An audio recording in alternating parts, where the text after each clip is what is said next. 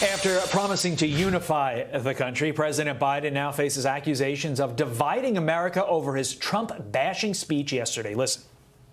Does calling him out divide more than it heals? Look, the way you have to heal, you have to recognize the extent of the wound. You can't pretend. You got to face it. That's what great nations do. They face the truth, deal with it, and move on. Joe Concha is now here live with us to react to this.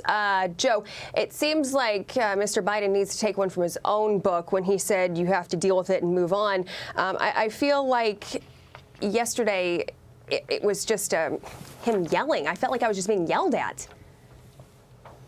You felt correctly in this situation, right? The president's speech, you know, you look at it objectively, it was highly divisive, profoundly political, which isn't surprising because that's been Mr. Biden's MO since coming into office.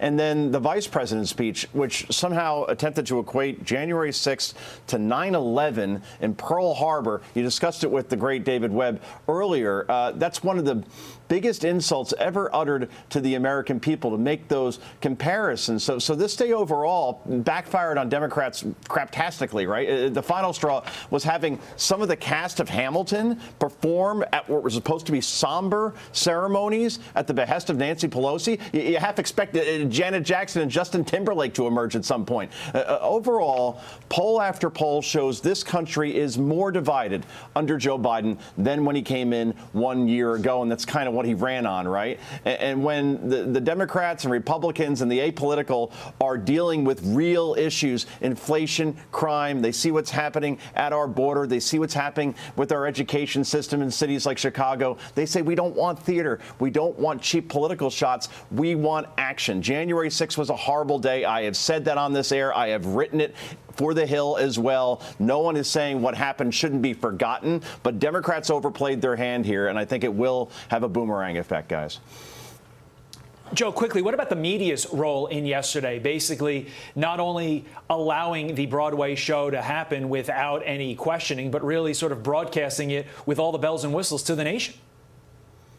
It was completely expected, Todd, right? I think it was Governor Ron DeSantis said, I'm not going to watch their Super Bowl, right? And again, with January 6th, that can't happen again, clearly. But at the same time, the way it was treated on other networks, it was wall to wall to wall. And this network received some criticism for actually covering January 6th in the ceremonies, but talking about other stories as well. And that's how you do it, because you want to ultimately have a broad base of news to present to the American people and things that they actually care about and are impacting them. So what can I say? What we saw from other networks and in print was exactly what we expected. It was wall to wall to wall, and the hyperbole and the soaring rhetoric. What can I say? It's as surprising as birds flying south for the winter.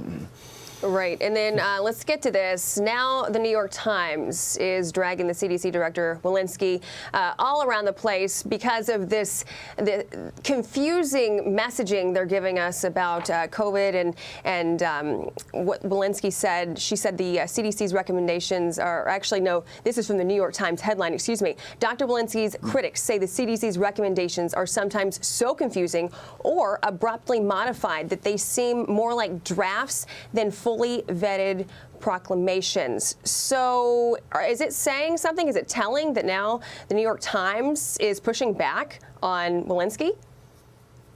Yes, as they should, right? And this is when the White House pays attention, when the New York Times and the Washington Post start to criticize them, as they should. This latest guidance that COVID-positive people are only required to isolate for 5 days instead of 10 days, and then Dr. Fauci and the Surgeon General and Murthy, they come out and take public issue with the CDC director.